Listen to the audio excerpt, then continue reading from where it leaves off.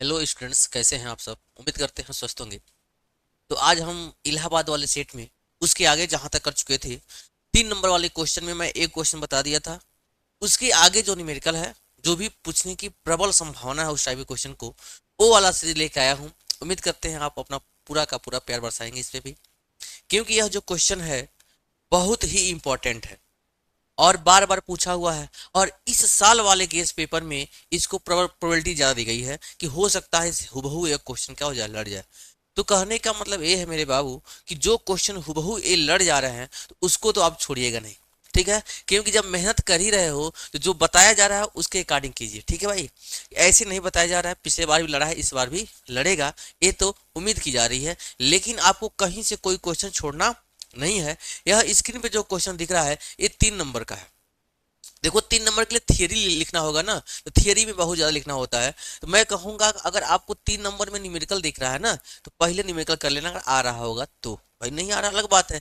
लेकिन मैं जो बता रहा हूँ उसके अकॉर्डिंग आ रहा है तो आप छोड़िएगा नहीं। क्योंकि छोड़ने का मतलब होता है भाई, एक 3 नंबर का क्वेश्चन छूटा तो मतलब आपका 0.6% कम हो जाएगा। मतलब 5 नंबर में 1% होता है, तो भैया 3 नंबर में क्या होगा, 0.6% हो जाएगा। तो परसेंटेज को कम नहीं करना भैया, क्योंकि परसेंटेज बाद में जो भी रिजल्ट आएगा तो नंबर ही देखोगे। पूरा कोशिश कर लीजिए, जितना हो कहीं से 70 में 70 ही लाना है, कहीं से कुछ छूटने ना पाए। इसकी तैयारी लेके हम लोग यह स्टेज बना के कर रहे हैं। ठीक है जी। तो आज का जो यह क्वेश्चन है और इसके पहले भी जो क्वेश्चन कराए हैं, आपने मिलाया होगा कि क्वेश्चन कितने अच्छे अच्छे हैं। और सारे क्वेश्चन एग्जाम के दृष्टि से ही इंपॉर्टेंट है, क्योंकि ज्यादा लंबा चौड़ा कुछ कराया नहीं जा रहा है। क्योंकि देखा जा रहा है वही क्वेश्चन कराया जाए जो क्वेश्चन एग्जाम में आ जाए। ठीक है मेरे भाई। तो देखना आज का क्वेश्चन दिया क्या है। क्वेश्चन देखो, बोल रहा है भाई भी कि यदि 100 माइक्रोकुलाम तक आवेशित संधारित्र के अंदर रखे गुटके का परावर्तनांक 2.0 हो, डाई इलेक्ट्रिक कांस्टेंट में परावर्तनांक दिया हुआ है, तो संधारित्र के अंदर रखे परावैद्युत गुटके पर उत्पन्न प्रेरित आवेश क्या होगा, वो हमसे पूछ रहा है। ठीक है, समझ में आ गया कि नहीं। तो सबसे पहले न्यूमेरिकल सॉल्व करने का मैं एक तरीका आपको सिखाया हूं। क्या क्या दिया हुआ है, फोटो बनाने की प्रोबेबिलिटी है तो फोटो बना लीजिए। अगर फोटो बन गया तो मजा आ जाएगा, क्योंकि फोटो के अकॉर्डिंग सॉल्व करने में सबसे मजा आता है। ठीक है जी, चलते हैं। दिया है 100 माइक्रोकुलाम आवेशित संधारित्र। तो संधारित्र पहले बना लो भाई मेरे, संधारित्र बना लो। ये लो संधारित्र, प्लेट है, ऐसे बनता है, ऐसे। यह संधारित्र प्लेट है। ठीक है जी। कह रहा है इसको हमने 100 माइक्रोकुलाम दिया हुआ है। ये आवेश क्या दिया है जी, क्यू दिया हुआ है इसको। और कितना बोला ही, 100 माइक्रोकुलाम इसको आवेश दिया गया है। मान लेते हैं क्यू है, प्लस क्यू है, और यहाँ क्या होता है, सेम माइनस क्यू होता है। एक क्वेश्चन हम लोग जानते हैं, इसके अंदर एक डाइलेक्ट्रिक कांस्टेंट का परावैद्युतांक कोई मटेरियल रख दिया गया है। ये रख लो मटेरियल, तो जिसका के दिया हुआ है, जिसका के दिया हुआ है, के दिया हुआ है बाबू 2.0, इसका कोई मात्रक नहीं होता है। तो कह रहा है संधारित्र के अंदर रखे प्रबंधन गुटके पर इस पर जो उत्पन्न होगा आवेश क्यू डैश, उसका प्रेरित आवेश क्यू डैश हमें बता दीजिए। तो आपको पता होगा जो यह के का इन्वर्सली प्रोपोर्शनल होता है डाइलेक्ट्रिक कांस्टेंट का। तो सीधे सीधे फार्मूले लिख लीजिएगा। दिया क्या है पहले वो लिख दो। सबसे पहले दिया है क्यू दिया हुआ है कितना जी, 100 माइक्रोकुलाम।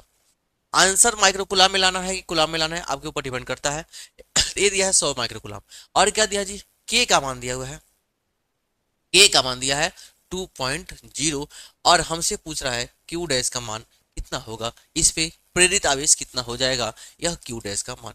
तो ध्यान से सुनो, क्यू डैश कितना होगा भाई, पूरा कितना है क्यू, पूरा कितना है क्यू। अब जब वो डाइलेक्ट्रिक कांस्टेंट जो है वो तो उसके बीच में भी जो कुछ आवेश होगा, तो वह आवेश क्यू डैश कितना लेगा भाई, तो पूरे में से कुछ घटा दो। कितना भाई, जो डाइलेक्ट्रिक कांस्टेंट वाला आवेश निकाल रहा है तो घटा लो। यानी कि जो क्यू डैश होगा वो इक्वल होगा किसके भाई, ए हमारा क्यू। देख लेना, ए जो क्यू माइनस क्या दिया जी, क्यू माइनस। और जैसे ही पहले आवेश क्या था जी, क्यू था। ठीक है, अब मुझे पता है जब डाइलेक्ट्रिक कांस्टेंट आएगा तो क्या जाए, क्यू अपन का के हो जाएगा। के से डिवाइड कर लेते हैं तो क्यू माइनस का क्यू अपन का के, यह फॉर्मूला याद रखिएगा। जो उस पे प्रेरित आवेश होगा क्यू डैश, क्यू माइनस का क्यू बाई के। मतलब यहाँ जो डाइलेक्ट्रिक कांस्टेंट है पूरे आवेश में से उस वाले आवेश को क्या कर लेंगे, घटा लेंगे। क्यू माइनस डैश बराबर क्यू माइनस का क्यू डैश। मतलब जैसे ही इसको रखोगे तो आएगा क्या, ध्यान से सुन लेना। यह जो क्यू डैश बताना है, क्यू दोनों में कॉमन दिख रहा है, बाहर बुला लो 1 माइनस का 1 अपान का के। एक ये फार्मूला हमारा बन चुका है। जैसे ही फार्मूला ये बन के तैयार हुआ तो भाई मेरे क्या कर लोगे जी, तो क्यू डैश बराबर, क्यू क्वेश्चन में दिया हुआ है 100 माइक्रो कुलाम, 1 माइनस 1 अपान, अब देखो के कितना दिया जी, 2 दिया हुआ है, 1 अपान का हो जाएगा 2।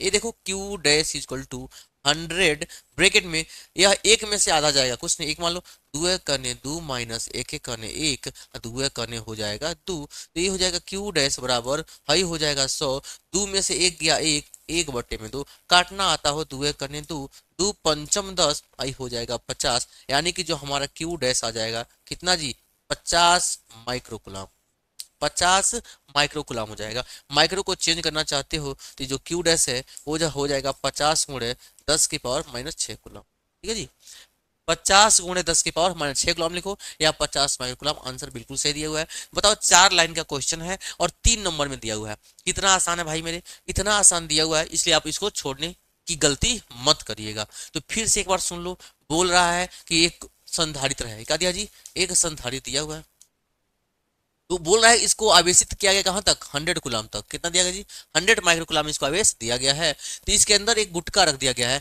जिसका परावैद्युतांक कितना दिया 2.0, तो संधारित्र के अंदर रखे परावैद्युत तो गुटके पर उत्पन्न, मतलब इस पर जो आवेश होगा कितना होगा, हमने कहा भाई क्यू डैश हो जाएगा, ठीक है जी। तो कितना होगा, तो भाई ये रखने के बाद इसके बीच वाला घटा देंगे, वो कितना था क्यू, और रखने से क्यू अपन के खत्म हो जाएगा, तो क्यू माइनस क्यू अपन का के, क्यू कॉमन ले लिए दोनों में, देखो क्यू दोनों में कॉमन ले लिए, यहाँ कुछ नहीं है तो 1 बचेगा, 1 माइनस 1 अपान का के बचेगा, तो सीधे ला रख लेंगे क्यू की जगह पर 100, 1 माइनस 2, के कितना दिया 2 दिया हुआ है, 1 अपान का 2, एक में से आधा घटाओगे आधा ही बचेगा, एक सेव में से आधा सेव गया, आधा सेव बचेगा, 1/2, 2 से भाग दे दिए 50। उम्मीद करते हैं समझ में आया होगा, ठीक है भाई, इसको लिख लीजिए आप।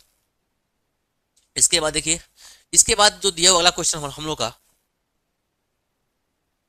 न्यूमेरिकल ही था भाई, लो, तरंगों के संपोषी तथा विनाशी व्यतिकरण के लिए आवश्यक शर्त लिखिए।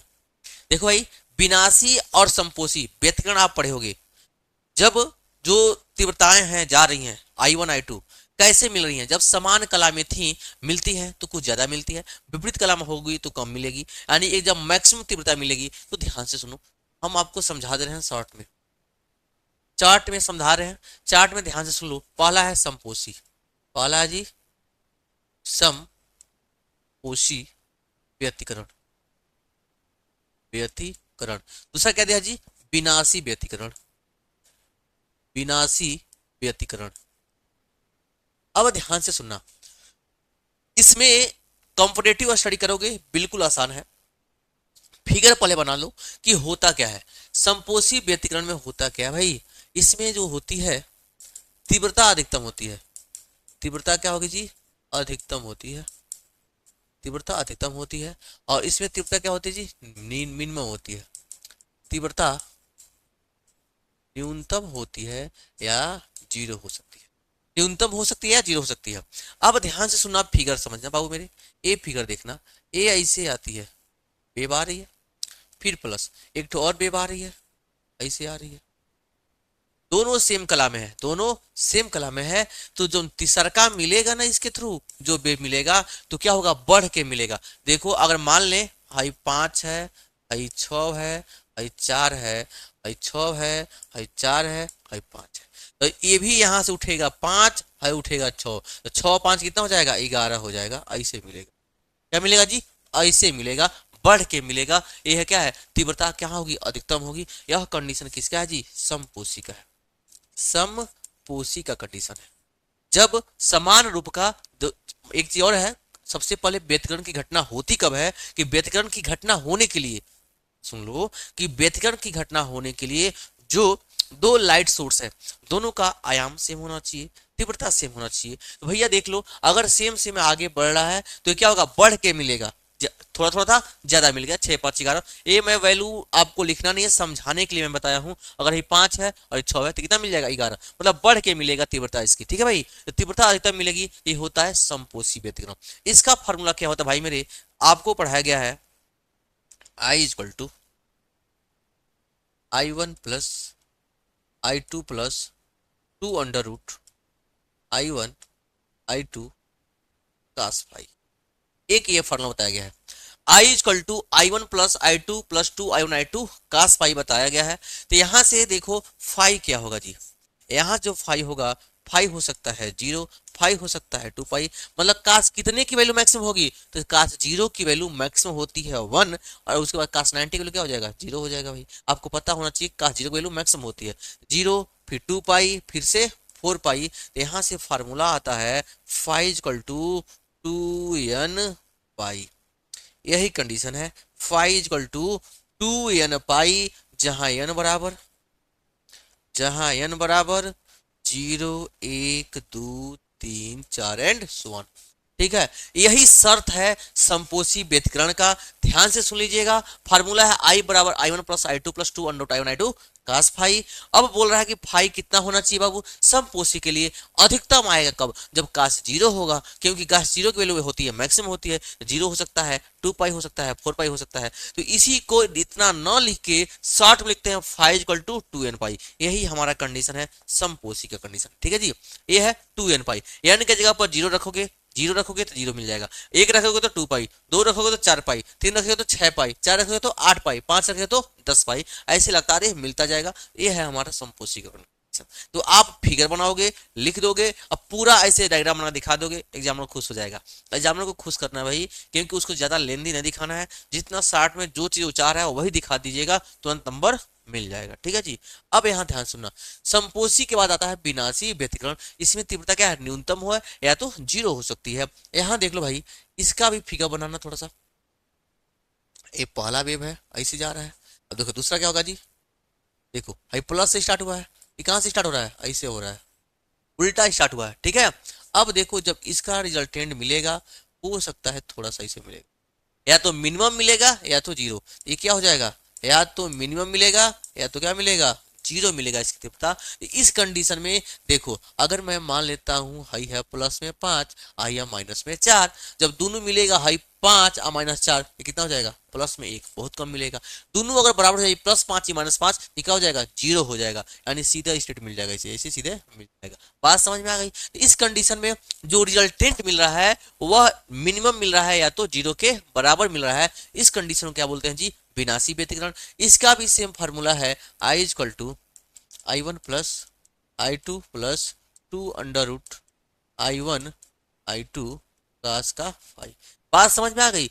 जैसे ये फार्मूला है, फिर ये भी पूछेगा भाई हमारा कंडीशन बता दो, तो हाँ 0 2 पाई, यानी मतलब 2 4 6 सम संख्या है, यहाँ भी सम संख्या आ जाएगा, यानी कि पाई आ जाएगा, फिर से 3 पाई, फिर से 5 पाई एंड सो ऑन। अब बात आती है सर ऐसे लिखेंगे का, जैसे हई सस्तावा बताए हैं, इसका भी सस्ते में कुछ बता दीजिए, इंतजाम किया जाए। इसका फार्मूला होता है फाई इक्वल टू 2n-1 का पाई। देखो यहाँ से, जहां n इक्वल टू, इसको डब्बे में बंद करो नहीं तो भाग जाएगा, जहां जहां n इक्वल टू, देखो n की वैल्यू कितना ना चाहिए, 1 पाई है, तो n का मान 1 रखोगे, 0 रखोगे तो माइनस में आ जाएगा, 0 नहीं लिखेंगे। n की वैल्यू यहाँ 0 नहीं हो सकती, n की वैल्यू 1, 2 1 1 -1, 1 पाई आ जाएगा, जहां n बराबर 1 2 3 एंड सो ऑन। यह है समपोषी व्यतिकरण और विनाशी व्यतिकरण, दोनों का शर्त है। पहले का शर्त है फाई इक्वल टू 2n पाई होना चाहिए, दूसरे का फाई इक्वल टू 2n-1 पाई होना चाहिए। यह है।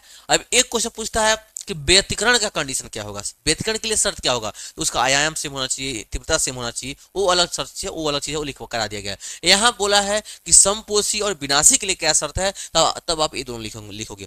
पहला शर्त है फाई इक्वल टू 2n पाई समपोषी के लिए, फाई इक्वल टू 2n-1 पाई किसके लिए है, विनाशी के लिए। उम्मीद करते हैं आपको समझ में आया गया होगा। इसी को आपको लिखना है, तरंग समपोषी, इसके लिए आवश्यक शर्त लिखिए, यही आवश्यक क्या है, शर्त है। यानी क्या होना चाहिए, 0 1 2 3 4 होना चाहिए, यहाँ यानी क्या होना चाहिए, 1 2 3 4 होना चाहिए। उम्मीद करते हैं आपको यह समझ में आ गया होगा।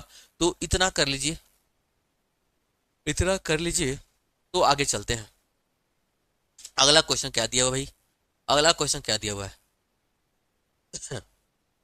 अगला क्वेश्चन दिया हुआ है, नाभि के अंदर, बहुत शानदार क्वेश्चन है, बहुत शानदार क्वेश्चन भाई। नाभि के अंदर बंधित वह न्यूक्लियानों को एक दूसरे से अलग कर दिया जाए तो उनके द्रव्यमानों का योग नाभि के द्रव्यमान की अपेक्षा अधिक होता है। नाभि के द्रव्यमान की अपेक्षा क्या होता है, अधिक होता है। द्रव्यमान में यह अंतर कहां से आया, संक्षिप्त वर्णन करिए। 3 नंबर का है। तो पहली बात है कि सर वर्णन करना है तो लिखना पड़ेगा थियरी, जाहिर सी बात है आपको थोड़ा सा थियरी लिखना पड़ेगा, लेकिन मैथमेटिकल तो समझना पड़ेगा आपको। कि ध्यान से सुनो मेरे बाबू, अगर यह हमारा नाभिक है तो नाभिक के अंदर क्या होता है जी, प्रोटॉन होता है और क्या होता है जी, न्यूट्रॉन होता है। ठीक है जी, इसके अंदर होगा न्यूक्लियन, क्या होगा जी, न्यूक्लियन। और यह जो न्यूक्लियन होता है प्रोटॉनों की संख्या प्लस न्यूट्रॉनों की संख्या के बराबर होता है। तो एक चीज होता है बंधन ऊर्जा, तो यानी कि प्रोटॉन न्यूट्रॉन का जो मास है दोनों को बांधने का काम कौन करता है जी, बंधन ऊर्जा करता है। तो बंधन ऊर्जा, बंधन ऊर्जा, ये जो बंधन ऊर्जा है किसके बराबर होता है, चाहे मास डिफेक्ट पड़े होगे, द्रव्यमान क्षरण ये पड़े होगे, क्षति पड़े होगे, तो ये बंधन ऊर्जा वही कह रहा है भाई, क्या होगा जी, मास ऑफ प्रोटॉन प्लस, एक minute, mass of proton plus neutron minus mass of किसका होता है, न्यूक्लियस।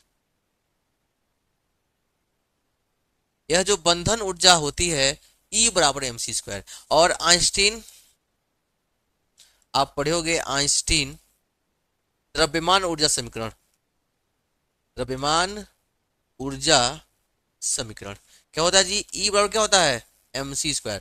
मतलब ऊर्जा को द्रव्यमान में और द्रव्यमान को ऊर्जा में कन्वर्जन किया जा सकता है, ये आइंस्टीन का द्रव्यमान ऊर्जा समीकरण बताता है। और ये mass of proton plus neutron minus mass of nucleus जो होता है उसको मास डिफेक्ट बोलते हैं, यानी कि द्रव्यमान क्षति के नाम से जाना जाता है। यह बंधन वही होता है बंधन ऊर्जा के बराबर। अब ध्यान से सुनो, यह है हमारा न्यूक्लियस, यह है हमारा न्यूक्लियस, इसके अंदर है प्रोटॉन प्लस न्यूट्रॉन।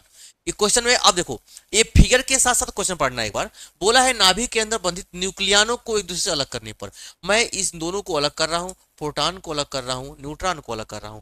जब प्रोटॉन न्यूट्रॉन को अलग करूंगा तो प्रोटॉन न्यूट्रॉन अलग तो छितराया नहीं है, तो भैया एक के में बांधा हुआ है ना, तो कौन सा बल से बंधा हुआ है जी, कर एक दूसरे को अलग कर दिया जाए तो उनके द्रव्यमानों का योग, यानी कि प्रोटॉन प्लस न्यूट्रॉन, इनके द्रव्यमानों का योग नाभिक के द्रव्यमानों की अपेक्षा अधिक होता है। मतलब ई ज्यादा है किससे, नाभिक के द्रव्यमान से।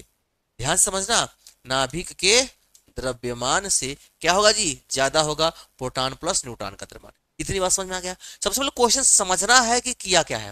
क्वेश्चन हमसे यही बोला है कि यह हमारा नाभिक है, नाभिक में होता है प्रोटॉन प्लस न्यूट्रॉन, और बोला है दोनों को एक दूसरे से जुदा कर रहे हैं, अलग कर रहे हैं, तो अलग करने पर उनके द्रव्यमानों का योग, मतलब प्रोटॉन प्लस न्यूट्रॉनों के द्रव्यमानों का योग करोगे वह क्या होगा, अधिक होता है नाभिक के द्रव्यमान से। मतलब नाभिक के द्रव्यमान से क्या होगा, ये अधिक होगा।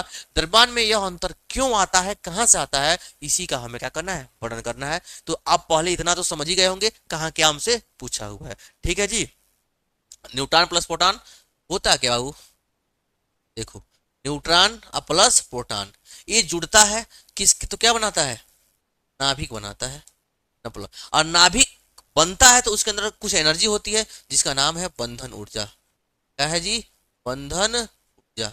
यानी कि जो नाभिक, जब नाभिक को ब्रेक करते हैं, न्यूट्रॉन प्रोटॉन को अलग करेंगे, तो जो बंधन ऊर्जा है वो अलग होगी। तो बंधन ऊर्जा जो ये घट रही है तो नाभिक से निकल रही है, क्योंकि नाभिक के प्रोटॉन बधे हुए हैं वो अब अलग हो रहे हैं। तो जब नाभिक से प्रोटॉन और न्यूट्रॉन अलग होंगे तो उनका बंधन ऊर्जा भी नाभिक से क्या हो जाएगा, निकल जाएगा। जब नाभिक से बंधन ऊर्जा निकल जाएगा, अरे भैया भाई क्या बोले हैं, जब ऊर्जा निकल जाएगा तो जब ऊर्जा निकल जाएगा तो उसका मास भी कुछ क्या होगा, कम हो जाएगा। यानी नाभिक का मास कम हो जाएगा, किसके मास से, प्रोटॉनों प्लस न्यूट्रॉनों के टोटल द्रव्यमान से। यही तो मुझे प्रूव करना है। उसने कहा न्यूट्रॉन प्लस प्रोटॉन, फिर समझना, उसने कहा न्यूट्रॉन प्लस प्रोटॉन को जब मिलाते हैं तो क्या बनता है, नाभिक बनता है। साथ ही साथ नाभिक के अंदर वो जुड़े रहने के लिए बंधन ऊर्जा प्रोड्यूस होती है। यह बंधन ऊर्जा, अब इसको मैं अलग करूंगा, बंधन ऊर्जा रहा कहाँ, वो तो टूट गया। जब न्यूट्रॉन प्रोटॉन को अलग करूंगा यह बंधन ऊर्जा हट जाएगा। यही जो बंधन ऊर्जा है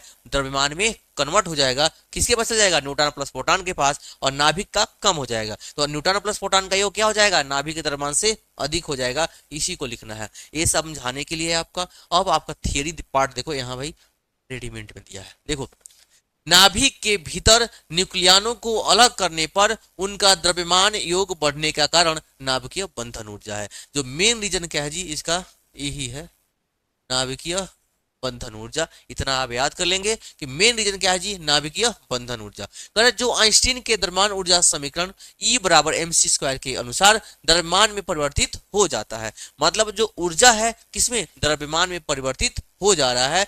जब न्यूक्लियन अलग होते हैं तो बाहरी ऊर्जा उनके द्रव्यमान में बदल जाती है, जिसकी वजह से क्या होता है, न्यूक्लियन प्लस प्रोटॉनों का द्रव्यमान बढ़ जाता है, नाभिक का द्रव्यमान उसके रिस्पेक्ट में घट जाता है। यही कहानी है, इसको नोट कर लीजिए। तो पहले हाई वाला, पहले इसको नोट करेंगे, बाद में फिर से इसको नोट करेंगे।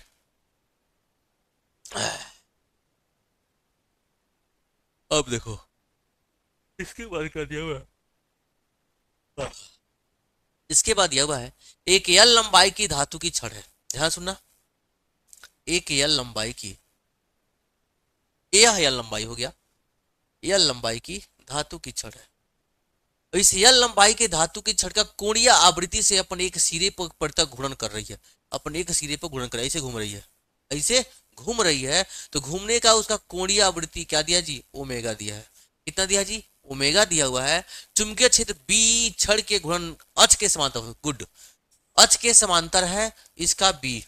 ये स्पेशल समांतर के केस में ये फॉर्मूला बता रहे हैं इसको, समांतर केस में छड़ के सिरों के भी उत्पन्न प्रेरित वैद्युत वाहक बल बताइए। यानी कि हमसे क्या पूछ रहा है, ई पूछ रहा है, और साथ ही साथ क्या पूछ रहा है, आई पूछ रहा है।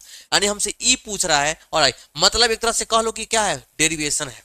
तो डेरिवेशन के लिए इस वाले रिलेशन से सबसे पहले एक इक्वेशन लिखूंगा जिसका नाम है क्या जी, डी ई बराबर बी वी डी एल। क्या जी, डी ई बराबर बी बी, अब देखो ये देखो बी बी, बी क्या है जी, उसकी वेलोसिटी दिया हुआ है, किस वेलोसिटी से घूम रहा है, और साथ ही साथ छोटा सा पार्ट ले रहे हैं उसका डीएल ले रहे हैं। छोटा सा पार्ट क्या ले लिए जी, डीएल ले ली। जब पूरे की बात करेंगे तो इसका इंटीग्रेशन करेंगे, इसका क्या करेंगे, इंटीग्रेशन करेंगे। ये में ए हो जाएगा हमारा डीई और ए हो जाएगा बी बी डीएल, ये हो जाएगा इंटीग्रेशन। कहने का मतलब यह है कि जब शुरू से पहले डेरिवेशन समझना कि क्वेश्चन में दिया क्या है, बी दिया है, भी वेग से घूम रहा है, एक अंक लंबाई जो लंबाई तार दिया हुआ है उसके यूनिट लेंथ पे मैं निकाल रहा हूं उसका भी, ठीक है भाई। तो उसके से डी निकालूंगा, बी भी के साथ क्या हो जाएगा जी, डीएल हो जाएगा। इतनी बात समझ में आ गई। अब कह रहा है कि भैया हम थोड़े से पार्ट के लिए निकाले हैं, लेकिन जब पूरे लेंथ की वजह से निकालेंगे तो क्या करना पड़ेगा, इंटीग्रेशन इसका करना पड़ेगा। तो इंटीग्रेशन कहां से कहां तक करोगे बाबू, देखो वो दिया हुआ है 0 से ई और 0 से एल, यानी कि ये 0 से स्टार्ट होगा ई तक और ये 0 से कहां तक, एल। लेंथ के 0 लेंथ से मतलब यहाँ 0 मान लो, ऊपर कहां तक, एल तक पहुंच जाओ, वहां तक का इंटीग्रेशन करना है। अब देखो v इक्वल टू क्या होता है, एल ओमेगा, चूंकि होगा v इक्वल टू वेग बराबर होता है एल के साथ ओमेगा। एक फार्मूला ये हो गया, v इक्वल टू एल के साथ ओमेगा। एल क्या बाबू, तार की लंबाई है, ओमेगा क्या जी, कोणीय वेग है। वेग बराबर विस्थापन बटा समय पड़े होंगे। तो देखो यहाँ से भी वेग बराबर क्या होगा, एक कोणीय वेग है, एल जैसे यूनिट का वेग है, क्या है यहाँ का वेग ओमेगा दिया है ना, तो पूरे लेंथ का वेग एल से मल्टीप्लाई कर देंगे, भी इक्वल टू हो जाएगा एल ओमेगा। अब देखो जब इसका इंटीग्रेशन करोगे तो हाई क्या हो जाएगा जी, ई क्या हो जाएगा जी, ई। आपको बताए थे जब भी कहीं इंटीग्रेशन आएगा और एक बार डिफरेंशिएशन रहेगा डी हट जाता है। बात आती है सर कि हाई देखिएगा ऊपरा नीचे दिया है, एक क्या बोलते हैं लोअर लिमिट, उसको बोलते हैं अपर लिमिट। निचवा हो जाएगा 0, ऊपरा हो जाएगा हमारा ई बराबर। ठीक वैसे ही यहाँ दिया हुआ, एक मिनट भैया मेरे, यहाँ v के जगह पर क्या हो जाएगा, b दिया हुआ है, और v की जगह हो जाएगा एल के साथ ओमेगा, बगलिया में हो जाएगा डीएल। अब ध्यान से सुनो, यहाँ से b और ओमेगा बाहर हो जाएगा, एल के साथ क्या हो जाएगा, डीएल। ये हो जाएगा ऊपर वाला माइनस का नीचे वाला बराबर, b बाहर हो जाएगा, ओमेगा बाहर हो जाएगा, इंटीग्रेशन ऑफ 0 से एल, ये हो जाएगा एल और ये हो जाएगा डीएल। यहाँ से है ओमेगा, ए वाला b दोनों क्या हो गया बाहर। तो देखो बाबू घबराइएगा नहीं, बिल्कुल आराम से फिर बताऊंगा, जहां छूटा होगा फिर से रिवीजन करूंगा, घबराइएगा नहीं, कर लेना है हर हालत में। जैसे ही यहां से आ जाएगा तो ध्यान से सुनो बाबू मेरी, b के साथ ओमेगा, आपको एक फार्मूला बताया गया है, इंटीग्रेशन ऑफ x के पावर n dx क्या होता है जी, एक्स के power N plus one upon का एन प्लस वन। सेम वही फार्मूला यहाँ लगा लेंगे, तो एल की power one plus one upon का वन प्लस वन, नीचे हो जाएगा जीरो, ऊपर हो जाएगा एल। तो ई माइनस जीरो क्या हो जाएगा जी, ई हो जाएगा, और ई हो जाएगा बी के साथ ओमेगा, ए हो जाएगा एल स्क्वायर, नीचे हो जाएगा। तो एक बार एल के जगह पे एल ऊपर वाला रखेंगे, उसके बाद से नीचे क्या है माइनस रखेंगे जीरो, तो ई बराबर हो जाएगा बी ओमेगा। दो को मैं बाहर कर दिया, एक बार रखेंगे यहाँ एल स्क्वायर, फिर माइनस एक बार यहाँ जीरो का स्क्वायर, खत्म कहानी। ई बराबर हो जाएगा बी ओमेगा एल स्क्वायर, नीचे बचेगा मेरा टू। ये हो गया इसका ईएमएफ। पहले इतना आपको एक बार फिर समझा दूं, क्वेश्चन बोल रहा है कि यह एक तार है, तार की लंबाई क्या दिया जी, एल दिया हुआ है, उस छड़ का कोणीय आवृत्ति से अपने सिरे के परितः यूं ऐसे गोल गोल क्या हो रहा है जी, गोल गोल ऐसे घूम रहा है। जब घूम रहा है तो भैया, जब सर्कुलर मोशन में घूम रहा है, कर चुंबकीय क्षेत्र बी छड़ के घूर्णन अक्ष के समांतर है, जो ऐसे है घूर्णन अक्ष, एक घूर्णन है, इसके अकॉर्डिंग ये घूम रहा है, चुंबकीय क्षेत्र इसके समांतर दिया हुआ है, तो छड़ के सिरों के बीच, जो छड़ है इनके सिरों के बीच कहीं उत्पन्न वैद्युत वाहक बल हमें बताना है। इतनी बात बोल रहा है। लास्ट में बोला है कि भाई उसका प्रतिधारा बताना है, तो सबसे पहले मैं ई बता रहा हूं, मैं क्या क्या हूं जी, डी बराबर वी बी डी एल होता है, इतना याद करना। इतना जो डी क्या होगा जी, छोटा सा पार्ट ले रहे हैं उसका लेंथ, जो है पूरा वायर दिया हुआ है इसका छोटा सा पार्ट ले लेंगे, तो क्या होगा D equal to V V के साथ हो जाएगा डीएल। ठीक है मेरे भाई, अब देखना यहाँ से इसको इंटीग्रेट, पूरा तार हम छोटे से तार से लेके अब पूरे तार का निकालने वाले हैं। जब पूरे तार का निकालूंगा तो हो जाएगा इंटीग्रेशन आप जीरो से लेकर ही, जीरो से कहां तक लेंथ एल दिया हुआ है, बाकी वी वी डीएल आपने सीट पर दिया है। अब मैं बोला हूँ वी इक्वल टू वी के लिए पुट कर लो, क्या होगा एल के साथ ओमेगा हो जाएगा। अब इस वी की वैल्यू मैं एल के साथ ओमेगा वहां रख रहा हूं, इंटीग्रेशन आप देखो ई जीरो से एल बी, और भी को एल के साथ ओमेगा, और ये हो जाएगा क्या हमारा डीएल हो जाएगा। अब देखो जीरो से ई, ऊपर वाला क्या करते हैं upper limit minus lower limit, तो ऊपर दिया ई, नीचे माइनस जीरो, ई माइनस का जीरो, यहाँ से बी और ओमेगा बाहर, एल डीएल अंदर, जीरो से लेकर एल। एल का एक्स के पावर एन का फॉर्मूला होता है एक्स के power N plus one upon का एन प्लस वन, तो एल के पावर कुछ नहीं है तो वन दिया हुआ है, तो देखो वन प्लस वन, नीचे वन प्लस वन, जीरो से लेकर कहां तक हो जाएगा एल हो जाएगा। अब देखना यहाँ से ये हो जाएगा बी ओमेगा, वन वन क्या हो जाएगा एल स्क्वायर बटे का दो हो जाएगा, तो देखो बी ओमेगा दो बाहर कर लिया, यहाँ नीचे आ जाएगा, एल पे दो दिया ना, यहाँ यहाँ यहाँ यहाँ छूट गया था, देखो ये जीरो है, ये जीरो है, और क्या है यार, एक बार ऊपर वाला दूसरी बार नीचे वाला, ऊपर क्या दिया एल, तो एल स्क्वायर माइनस से क्या हो जाएगा जीरो का स्क्वायर हो जाएगा। अब देखो ई बराबर बी ओमेगा बाई का टू, हाई बचेगा एल स्क्वायर, जीरो को खत्म कर लो, यानी कि हमारा ई निकल गया B omega L square upon का टू। ये हमारा फार्मूला है इसका ईएमएफ का, किसका जी, किसका दिया है, प्रेरित वैद्युत वाहक बल, इसका फार्मूला निकल गया। अब बताना है उसमें आई बताना है, ठीक है जी, आई बताना है, तो इतना पहले नोट कर लो, तब हम आई आपको बता दे रहे हैं, वो भी भैया बगलिए में लिख दे रहे हैं, चिंता करने की बात नहीं है, यहां तक कर लो पहले। हरिओम। अब बताना है हमें प्रेरित धारा, प्रेरित धारा, प्रेरित धारा, देखो आई इक्वल टू क्या होगा जी, ई अपान का आर, और सर कहाँ से लिख रहे हैं, देखो यहाँ v इक्वल टू होता है आई आर, तो आई इक्वल टू क्या हो जाएगा v अपान का आर, और यहाँ v क्या दिया ई, v की शिफ्ट क्या हो जाएगा ई अपान का आर, यानी कि आई इक्वल टू ई, ई की वैल्यू कितना आया हुआ है B omega L square upon two, B omega L square, B omega L square upon का टू, और नीचे पहले क्या दिया हुआ आर, ये हो गया इंड्यूस करंट, करंट का formula B omega L square upon का टू आर। उम्मीद करते हैं आपको यहाँ तक पूरी की पूरी बहुत ही अच्छे तरीके से समझ में आया होगा, ठीक है जी, यहाँ तक कर लीजिए, यहाँ तक कर लीजिए मेरे रसगुल्ला। अगर यहाँ तक आप कर लेते हैं तब मैं अगला क्वेश्चन बताता हूँ। यहाँ तक हो गया, 6 नंबर का क्वेश्चन, 5 नंबर वाला क्वेश्चन बताते हैं। ये कितने नंबर का, 4 नंबर, 3 नंबर का था, ये 3 नंबर का क्वेश्चन था, ये ले लो, ये भी 3 नंबर वाला हो गया।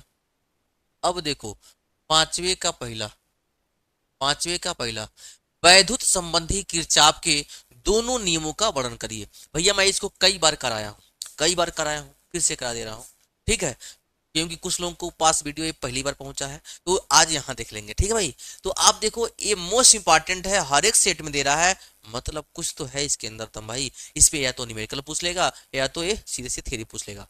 तो वैद्युत संबंधी किरचॉफ के दोनों नियम मैं बताया था। वैद्युत संबंधी किरचॉफ का जो नियम है उस पे एमसीक्यू भी आता है, लॉन्ग क्वेश्चन भी आता है, या सीधे सीधे आपसे पूछ लेता है उस पे न्यूमेरिकल। तो 5 नंबर है भाई मेरे। तो देखना वैद्युत संबंधी किरचॉफ के दोनों नियम क्या है।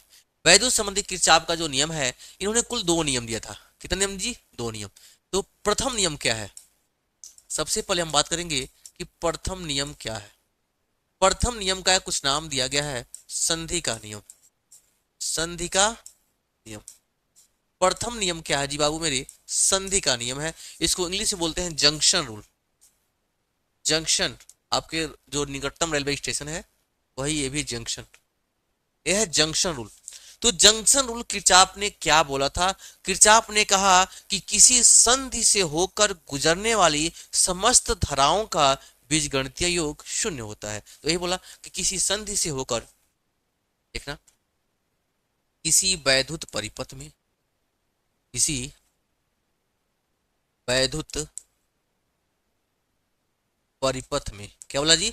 किसी वैद्युत परिपथ में किसी संधि से होकर,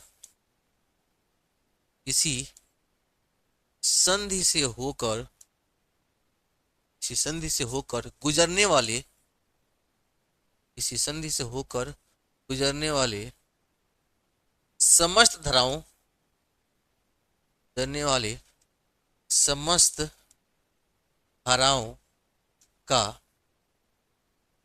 बीज गणितीय योग, बीज गणितीय योग शून्य होता है।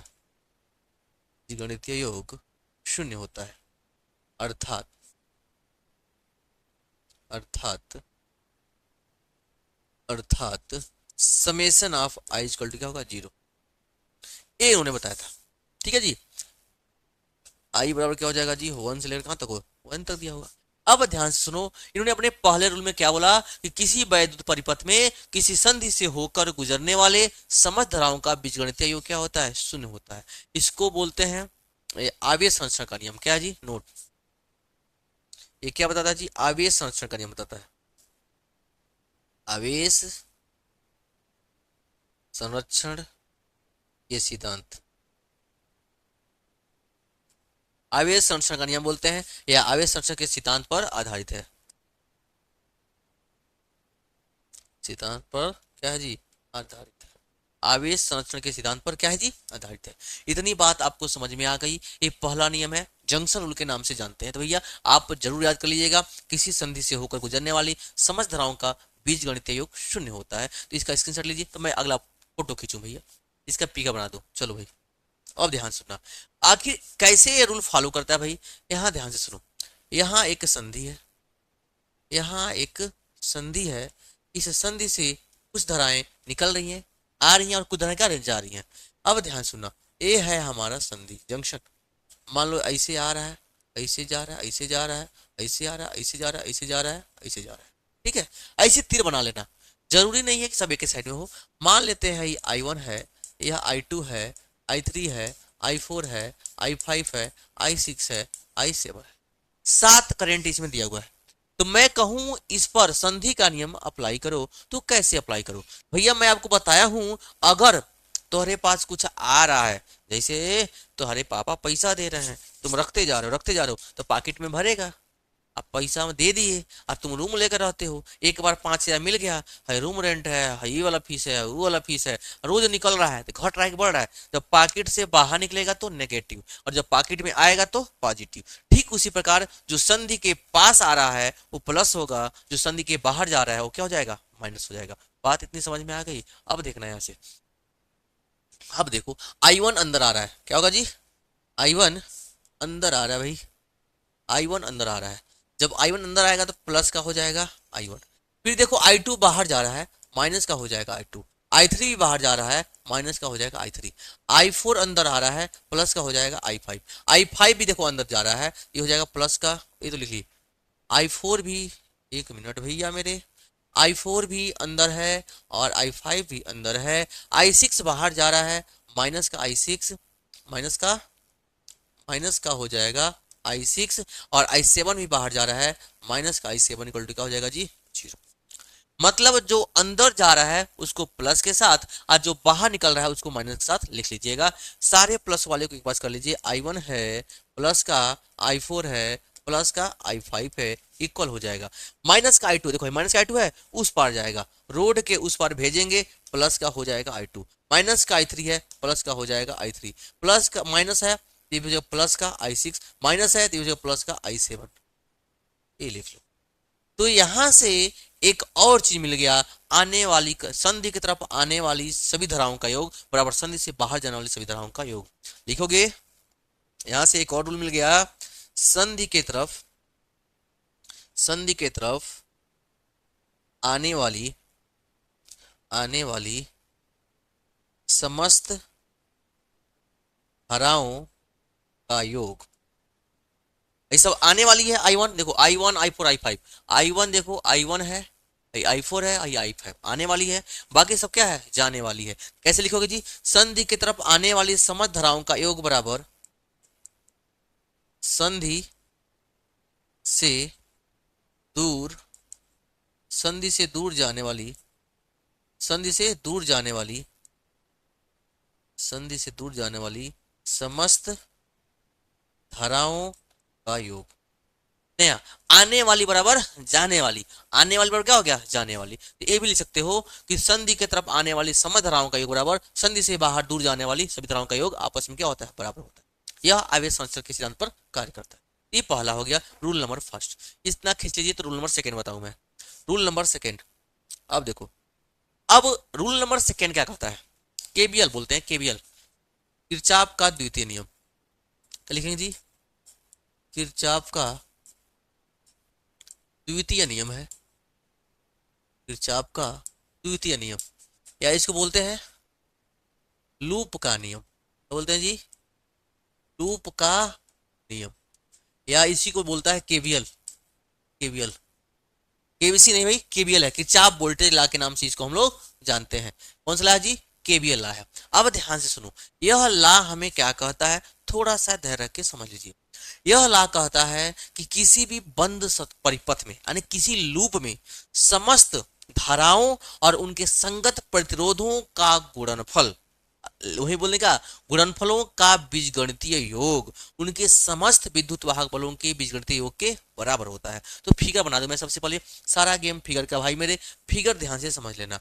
फिगर अगर समझ लिए तो नैया हमारा पार है भाई, फिगर ही तो मेन है, फिगर ही तो मेन है। फिगर अगर आपको समझ में आ गई तो बाकी चीजें तो दाएं बाएं हो ही जाएंगी। अब देख लो, यह दो गो सर्किट है, देखो भाई, ये ऐसे करंट जा रहा है, इसका नाम है करंट का i1, इसका नाम है i2, यूं ऐसे जा रहा है, ये करंट ऐसे जा रहा है। अब ध्यान से सुनना, यहाँ ईएमएफ दिया हुआ है E1, यहाँ दिया विद्युत बल E2, इसका रेजिस्टेंस का नाम है R1, इसका नाम है R2, और इसका नाम है क्या है, R3, और यहाँ जो धारा बह रही है उसका नाम है I3। ठीक है, यह फिगर थोड़ा ध्यान से समझ लेना।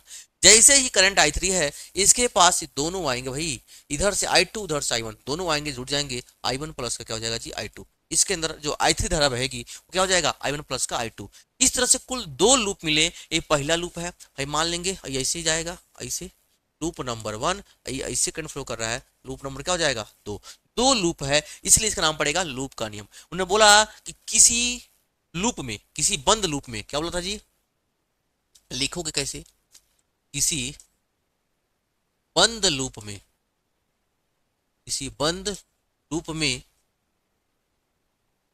समस्त, किसी, रुक जाओ, किसी बंद लूप में, किसी बंद लूप के सभी खंडों में, सभी खंडों में, किसी बंद लूप का एक खंड दिया हुआ, दो खंड दिया ना, तो क्या लिखोगे, किसी बंद लूप के सभी खंडों में, सभी खंडों में, सभी खंडों के धारा व संगत प्रतिरोध, संगत प्रतिरोधों के गुणनफलों, गुणनफलों का बीजगणितीय योग, का बीज गणितीय योग, इसका हो गया बीजगणितीय योग समस्त विद्युत वाहक बलों, समस्त ईएमएफ विद्युत वाहक बलों के बीजगणितीय योग, बीजगणितीय योग के बराबर बराबर होता है, ये लिखना है। अर्थात अर्थात summation of equal to summation of क्या हो जाएगा ई, ए भी जो होता है वो होता आई के साथ R equal to summation of होता है ई।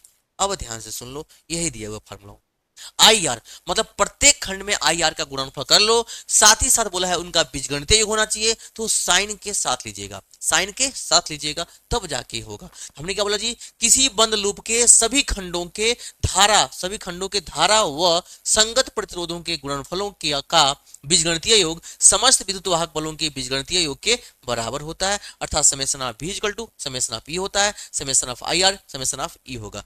ये तो हो गया थियरी। अब बात आती है कि इसको कैसे उस पे अप्लाई कराएंगे, इसको उस पे कैसे अप्लाई कराओगे मेरे बाबू। अब इस चीज का थोड़ा सा ध्यान रखना, तो इतना आप ले लो स्क्रीनशॉट, तो मैं अब फिगर से बता दूं, क्या जी, फिगर से आपको बता दूं फिगर के बारे में, ठीक है। चलो अब इरेज करते हैं हम इसको, आगे फिगर बनाते हैं। फिगर एक बार थोड़ा ध्यान से समझ लेना, ठीक है। चलो अब इसी फिगर से कैसे आप न्यूमेरिकल को भी सॉल्व करोगे, तो थोड़ा सा ध्यान से सुन लेना भाई मेरे, फिगर का ही तो कमाल है, बाकी तो आप माले माल हो जाओगे। फिगर बन गया तो, और ए है एक्सटर्नल प्रतिरोध। अब यहां देख लो, ये देख लो, ये हो जाएगा और ये हो जाएगा। देखो ये है हमारा E1, ये है हमारा E2, ये है हमारा R1, ये है R2 और ये क्या दिया है R3, और ये क्या दिया है R3। अब यहाँ करंट क्या है दिया जी I1, यहाँ करंट क्या दिया I2 और यहाँ करंट दिया हुआ हमारा I3 जो है I1 प्लस I2 के बराबर। अब यहां से मैं लिखूंगा प्रथम बंद पास में, प्रथम बंद पास में, प्रथम बंद पास में, सब लिखना पड़ेगा भैया, तब जाकर पास में ऐसे नहीं मिलेगा, दोनों लिखोगे तो। प्रथम बंद पास में देखो ये क्या है I1 है और क्या है R1 दिया हुआ है, क्या दिया जी I1 और हो जाएगा R1। घूमते घूमते घूमते घूमते आ रहे थे, ऐसे सोचे ऐसे चले ऐसे चले, यहाँ तो कर रहा हम ऐसे धक्का देंगे, उल्टा डायरेक्शन दिया हुआ है तो माइनस हो जाएगा बाबू, सेम डायरेक्शन में नहीं दिया है, तो ऐसे हम जा रहे हैं, ये उल्टे दिशा में आ रहा है तो I2 के साथ हो जाएगा R2, लेकिन हो जाएगा माइनस में I2 के साथ हो जाएगा R2 इज इक्वल टू, और कुछ दिया नहीं है, यहाँ दिया है E1, ऊपर देखो आ रहा है E1, ये उल्टे डायरेक्शन में हो जाएगा, माइनस का हो जाएगा E2, इक्वेशन क्या हो जाएगा हमारा फर्स्ट हो जाएगा। बात समझ में आई कि नहीं आई। अब ठीक इसी प्रकार द्वितीय बंद लूप में, द्वितीय द्वितीय बंद लूप में, जब द्वितीय बंद लूप की बात करेंगे, जब द्वितीय बंद लूप आएगा तो ए वाला हो जाएगा भाई, ए हमारा सेकेंडली बंद लूप है, ए सेकेंड वाला है, ए फर्स्ट वाला है। द्वितीय बंद लूप में आएंगे यूं ऐसे ऐसे ऐसे ऐसे ऐसे ऐसे आ रहे हैं, देखो बाबू सेम डायरेक्शन है, मतलब यहाँ माइनस की चांस नहीं है, पूरा डायरेक्शन एक ही तरह मुड़ रहा है, जैसे जैसे यहाँ करंट आ रहा है। तो अब हमें ये सबसे पहले यहाँ बात करूंगा, यहाँ क्या दिया करंट क्या दिया हुआ जी I2, प्रतिरोध क्या दिया R2, तो I2 के साथ हो जाएगा R2, फिर घूमते घूमते घूमते घूमते घूमते घूमते इसके पास आएंगे, ये क्या दिया है I3, ये क्या जी I3 प्लस में हो जाएगा I3 और यहाँ क्या हो जाएगा जी R3 इज इक्वल टू, और कुछ तो दिया नहीं है, बस यहाँ दिया हुआ E2 भैया सीधे से दिया हुआ है, ये हो जाएगा हमारा E2। अब कहोगे सर जी भाई I3 है I1 प्लस I2 के बराबर दिया हुआ है, रख लो I3 का मान यहाँ से, चूंकि I3 बराबर क्या हो जाएगा जी I1 प्लस का I2, ठीक है। तो यहाँ रख लेंगे I2 के साथ R2 प्लस I3 का मान क्या दिया जी I1 प्लस का I2, बाहर हो जाएगा R3 इक्वल टू हो जाएगा हमारा E2, ये हो जाएगा हमारा E2। बात इतनी समझ में आई कि नहीं आई, तो यही हो जाएगा हमारा इक्वेशन नंबर सेकेंड, ये है हमारा इक्वेशन नंबर क्या जी सेकेंड है। उम्मीद करते हैं आपको समझ में आ गया होगा। बंद पास में पहले में लोगे तो I1 R1 घूमते फिरते आओगे, माइनस I2 के साथ R2, E1 माइनस का E2 डायरेक्शन डिफरेंट है इसलिए। फिर इसमें आएंगे तो I2 के साथ R2 घूमते फिरते जाएंगे, I3 के साथ R3 और लास्ट में क्या बचेगा E2, केवल एक यही सेल बचे, यहाँ सेल तो लगा नहीं है और लगा तो ले लेते हो, ये हो गया E2। फिर घूमते फिरते आएंगे I3, इसका मान क्या होगा I1 प्लस I2, क्योंकि ये भी इधर से आ रहा है और ये भी इधर से आ रहा है, दोनों यहीं आके मिल रहे हैं, I3 वैल्यू क्या हो जाएगा I1 प्लस का I2, सेम डायरेक्शन में आ रहा है तो इसको क्या कर लेंगे प्लस कर लेंगे। उम्मीद करते हैं ये भी आपको समझ में आ गया होगा। तो भैया कैसा लगा आज का यह वीडियो, सेशन कैसा रहा जरूर आप हमें सब बताएंगे, ठीक है जी। तो इसी के साथ आज का जो सेशन है लास्ट क्वेश्चन था। अब बचते हैं इसमें बड़े बड़े क्वेश्चन, कुछ क्वेश्चन और बचे हुए हैं, मैं आपको दिखा दे रहा हूँ। ठीक है, कल का जो वीडियो होगा ये देख लो भाई, कल खत्म हो जाएगा, चिंता करने की बात नहीं है। ठीक है, कल कैसे भी इसको खत्म कर लिया जाएगा। देखो लेंज का नियम दिया हुआ है, न्यूमेरिकल दिया हुआ है, फिर सिद्ध कीजिए एक समान ए वाला दिया हुआ है, फिर नाभिकीय आपको दे दे रहे हैं भाई। एक देखो, एक क्वेश्चन दिख रहा है, एक ए वाला क्वेश्चन बच रहा हुआ है 9 नंबर, एक 8 नंबर वाला क्वेश्चन ए वाला प्रूव करना है, एक ए वाला प्रूव करना है। अब हाइड्रोजन परमाणु का क्वेश्चन दिया हुआ है, और ए सूक्ष्मदर्शी का दिया हुआ है, और ये प्रिज्म वाला। ठीक है, तो कल हम लोग इसको क्या कर लेंगे बाबू, ओवर करेंगे कल के वीडियो में। ठीक है, ये तो थियरी पार्ट है, और ये वाला ठीक है जी, श्रेणी क्रम वाला, तो एक एक को हम लोग निपटाएंगे, चिंता करने की बात नहीं है। तो आज का सेशन कैसा लगा आपको, और क्या क्या चीजें चाहिए आपको। साथ ही आपने कहा सर अंसाल्व, तो बहुत जल्द भैया मैं बोल रहा हूँ बार बार, अंसाल्व अब ही कराया जाएगा, बस ये कल भर की बात है। कल यह सेशन खत्म हो जाएगा। 3 सेट है, 3 सेट पहले रट डालो, तीनों सेट को रट डालना हर हालत में। अब अपने जैसे होता है ना कि अपने पढ़ो दूसरों को भी पढ़ा दो। तो अगर आपको लग रहा है कि हाँ इंपॉर्टेंट है, तो अपने फ्रेंडों के पास क्या कर लीजिए, शेयर कर लीजिए, जिससे क्या होगा, उनकी भी पढ़ाई हो जाएगी। साथ ही साथ आज का सेशन कैसा रहा कमेंट में जरूर बताइएगा। फिर मिलते हैं ऐसे ही शानदार वीडियो के साथ नेक्स्ट वीडियो में। Okay, thank you.